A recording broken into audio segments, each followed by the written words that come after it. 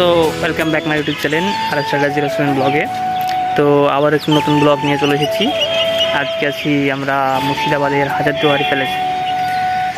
তো আমি যতটা জানি এই হাজারদুয়ারি প্যালেস সম্বন্ধে সেটা তোমাদের সঙ্গে শেয়ার করব, যাতে তোমাদের পরবর্তীতে আসতে এখানে কোনো অসুবিধা না হয় সেই কারণে। আর চলো তাহলে ব্লগটি কন্টিনিউ করা যাক। আশা করছি ব্লগটি তোমাদের ভালো লাগবে। সো গাইজ, দেখতে পাচ্ছ সামনে হাজারদুয়ারি প্যালেস। তো অ্যাকচুয়ালি এই হাজারদুয়ারি প্যালেসটা অনেকজন ভাবে যে এটা নবাবরা তৈরি করেছিল, বাট সেটা না। এটা তৈরি করেছিল মির্জাফরের পঞ্চম বংশধর হুমায়ুন জাহ এবং লর্ড বেন্টিং। এরা দুজনে মিলে এটা নবাব মরে যাওয়ার 72 বছর পর, 1757 খ্রিস্টাব্দের পলাশী যুদ্ধ হয়েছিল, আর 1829 খ্রিস্টাব্দের এই প্যালেসটা স্থাপন করে। কিন্তু অনেকজন ভাবে যে এটা নবাবরা স্থাপিত করেছিল, বাট সেটা না। এটা স্থাপিত করেছিল মির্জাফরের পঞ্চম বংশধর হুমায়ুন জাহ এবং লর্ড বেন্টিং। আর নবাব অ্যাকচুয়ালি এখানে থাকতো না, নবাব ওইদিকে যে গেটটা আছে, ওইদিকে যে গেটটা আছে ওই গেট দিয়ে ঢুকতো, এবং এই পিছনে একটা গেট আছে, পিছনে ওই গেট দিয়ে বেরিয়ে যেত। বাট এখানে নবাব থাকতো না। নবাব থাকতো সাদা গম্বুজটা দেখতে পাচ্ছ, ওর পাশে যে নদীর ওই পাড়ে নবাবের মহল ছিল। নবাবের মহলের নাম ছিল হিরাজিল প্রাসাদ। বাট সেটা ধীরে ধীরে নদী গর্ভে তলিয়ে গেছে। এখন আর সেটা নেই। এখন তার কিছুটা অংশ জঙ্গলের ভিতরে দেখা যায়, কয়েকটা ইট বা অন্য কিছু। বাট এখন আর সেই প্রাসাদ নেই। নবাব ওই হিরাজিল প্রাসাদেই থাকতো। এটা একটা দেখতে পাচ্ছ ওইখানে সিঁড়িটা, ওই সিঁড়িটার নিচে 3 জনের কবর আছে। সো গাইজ, তোমরা দেখতে পাবে হাজারদুয়ারিতে আসলে এখানে একটা স্টেট ইন্ডিয়া কোম্পানির লোগো দিয়ে আছে, ইংরেজদের। অ্যাকচুয়ালি এটা কি জানো? এটা হচ্ছে দেখবে Raj Bhavan, medical college, white house আমেরিকার, এবং হাজারদুয়ারি প্যালেস, এই 4টে এখনও আর একটা আছে। প্রায় সবগুলি একই রকম দেখতে। অ্যাকচুয়ালি এটা 3 তলা কেন বানানো হয়েছিল? এটা 3 তলা হচ্ছে, নিচে ছিল স্টাফ অফিস, আর মাঝেরটা 2 তলাটাই ছিল বিচার সভা, যেখানে কোনো ফ্যাক্টরি যদি কোনো দোষ করতো তাহলে ওই 2 তলায় ওটা বিচার সভা বসতো। আর 3 তলায় থাকতো ইংরেজদের স্টাফরা, যারা আদালতের সঙ্গে যুক্ত ছিল বা অন্য সব, তাদের স্টাফগুলি থাকার জায়গা ছিল 3 তলায়। আর এটা তৈরি হয়েছিল 1829 খ্রিস্টাব্দের। এটা তৈরি হতে সময় লেগেছিল 8 বছর। আর এটা হাজারদুয়ারি প্যালেসটা তৈরি করতে খরচ হয়েছিল প্রায় 16.5 লাখ সোনার মুদ্রা, তখনকার, বুঝতে পারছো তখনকার হিসেবে। আর নবাবের প্রাসাদ ছিল হিরাজিল, যেটা নদীর ওপারে, সেটা এখন ভাগীরথী নদীর গর্ভে ধীরে ধীরে তলিয়ে গেছে। বাট সেটাকে বলা হতো হাজার দরবারি প্যালেস। হিরাজিল প্রাসাদ নাম প্লাস হাজার দরবারি প্যালেসও বলা হতো, কারণ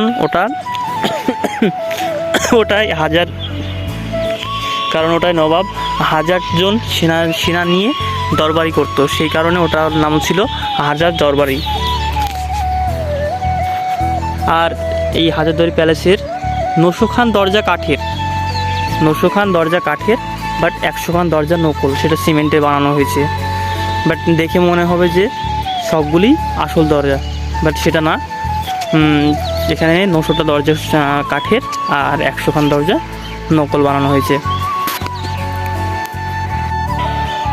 আর গাইজ, দেখতে পাচ্ছ তোমরা এই যে এটা হচ্ছে ক্লক টাওয়ার। দেখবে এটা আমেরিকা আছে, আরও সব অনেক জায়গায় আছে, সেখানকারগুলি চলে। বাট এখানকারটা অ্যাকচুয়ালি ইংরেজের সঙ্গে যুদ্ধ হওয়ার পরে এই ঘড়ির সব যত পার্টসগুলি তারা খুলে নিয়ে চলে গেছে, সেই কারণে এই ঘড়িটা চলে না। আর এই ঘড়িটা স্থাপিত করা হয়েছিল কিসের জন্যে? ওই সাইডে দেখতে পাবে একটা মসজিদ আছে, দেখতে পাচ্ছ? এটা একটা ছোট্ট মসজিদ। এটা তো তোমার কাছে ক্লিয়ার হয়ে গেছে যে এটা একটা সভা বা আদালত টাইপের ছিল। তো এখানে যারা কাজ করতো এখানে তো সবাই অ্যাকচুয়ালি ইংরেজ ছিল না, তার মধ্যে অনেকজন ভারতীয় ছিল। তারা এখানে এই ঘড়ির টাইম দেখে ওই মসজিদে নামাজ পড়তো এবং এখানে রাজ্যের সমস্ত কাজে মানে এখানকার সভার সমস্ত কাজগুলি এই টাইম দেখে এরা সারতো। সেই কারণে এখানে এই টাওয়ারটি মানে ক্লক টাওয়ারটি তৈরি করা হয়েছিল। তো চলো সামনের দিকে যাওয়া যাক, সামনের দিকে দেখি আরও কী আছে। আর আশা করছি ব্লগটি তোমাদের ভালো লাগছে। আমি যতটা জানি সেটাই তোমাদের সঙ্গে শেয়ার করছি, আর তোমাদের যাতে কোনো অসুবিধা না হয় সেই কারণেই এই ভিডিওটা বানাচ্ছি আমি। তো চলো সামনের দিকে যাওয়া যাক। আর হ্যাঁ, এখানে ঢোকার মানে প্রবেশ মূল্য 25 টাকা নিল। চলো যাওয়া যাক সামনের দিকে, আর কী আছে দেখি। তো গাইজ সামনে দেখতে পাচ্ছ সেই ইমামবাড়ি। এটা তৈরি করেছিল 1846 খ্রিস্টাব্দের। তখন নবাব ছিল নবাব হুমায়ুন জা এবং তার ছেলে ফেদরোজ জা। অ্যাকচুয়ালি এটা সবসময় খোলা থাকে না, বছরে 10 দিনই খোলা থাকে, এটা মহরমের 10 দিন। আর যখন নবাব মানে জীবিত ছিল তখন এখানে মহরমের 10 দিনই এখানে যারা আসতো তাদের প্রত্যেককে খাবার বিতরণ করা হতো। বাট এখন সেটা হয় না, এখন একদিনই হয়, কারণ নবাব তো বেঁচে নেই, কে দিবে খেতে এতগুলো লোককে। সেই কারণে এখানে এখন মানে মহরমের 10 দিনের মধ্যে একদিনই খাবার দেওয়া হয়। আর এটা এই মানে এই ইমামবাড়াটা হচ্ছে এশিয়ার মধ্যে অ্যাকচুয়ালি এশিয়ার মধ্যে সবচেয়ে বড় ইমামবাড়ি। মানে হুগলিতে যেটা আছে সেটার তুলনায় এটা অনেক বড়। এটার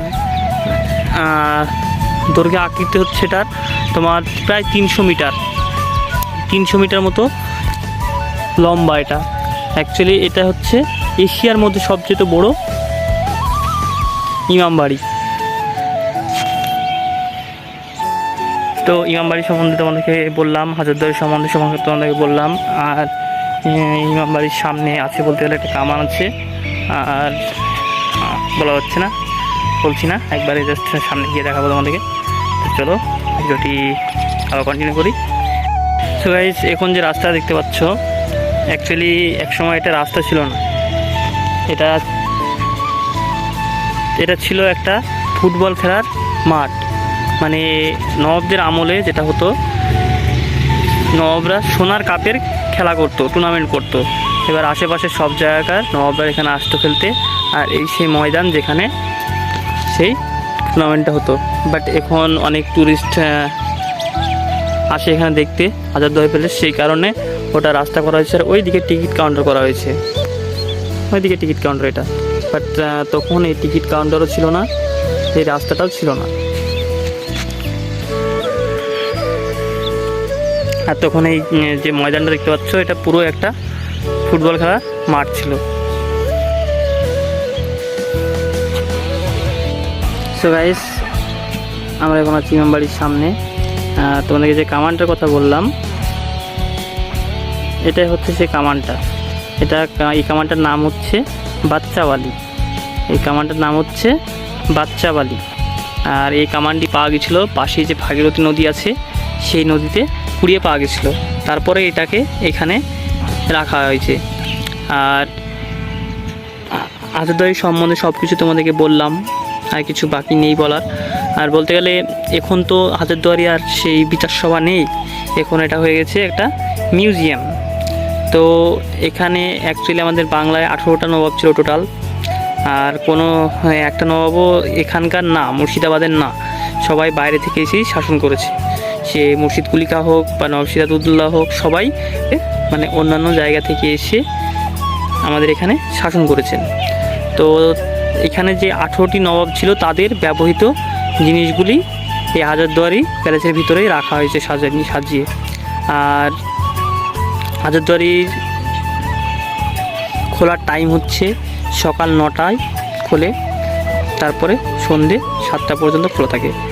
আর হাজারদুয়ারি প্যালেসের ভিতরে একটা আয়না আছে যেখানে তুমি তোমার মুখ দেখতে হবে না। তুমি অ্যাকচুয়ালি এখানে তোমার মুখ দেখতে হবে না, তুমি তোমার পাশে কেউ থাকলে তার মুখ দেখতে হবে, বাট তোমার মুখ দেখতে হবে না। আর হাজারদার ভিতরে গিয়েছিলাম, ওখান থেকে বেরিয়ে আসলাম। বাট তোমরা তো জানো যে সব জায়গায়, বেশিরভাগ জায়গায় ক্যামেরা করা মানা বন্ধ থাকে, সেই কারণে এখানেও বন্ধ। এখানে মোবাইল নিয়ে যাওয়া অ্যালাউ নেই, সেই কারণে ভিতরে ভিডিওটা বানাতে পারলাম না।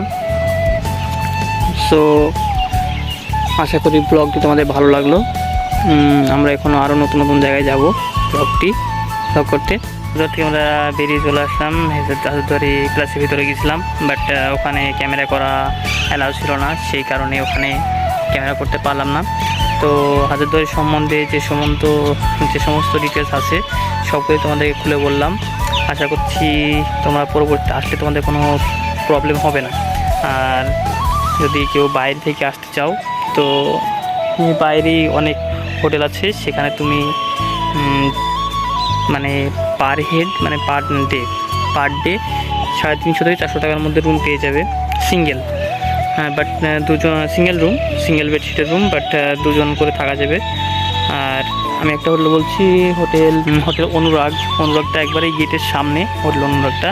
ওখানে রুম 500 টাকা থেকে স্টার্ট, বাট বার্গেনিং করে ওখানে 350 টাকায় তুমি রুম পেয়ে যাবে। তো আশা করছি ব্লগটি তোমাদের ভালো লেগেছে। তো আজকের ব্লগটি এই পর্যন্তই, আবার নেক্সট ব্লগে দেখা হবে। তো আমাদের চ্যানেলের ভিডিওগুলো যদি ভালো লাগে তো অবশ্যই আমাদের চ্যানেলটিকে লাইক, শেয়ার, কমেন্ট এবং সাবস্ক্রাইব করে রাখবেন পরবর্তী ভিডিও নোটিফিকেশন পেতে। তো আজকের ব্লগটি এই পর্যন্তই। তো বাই, নেক্সট ব্লগে আবার দেখা হচ্ছে।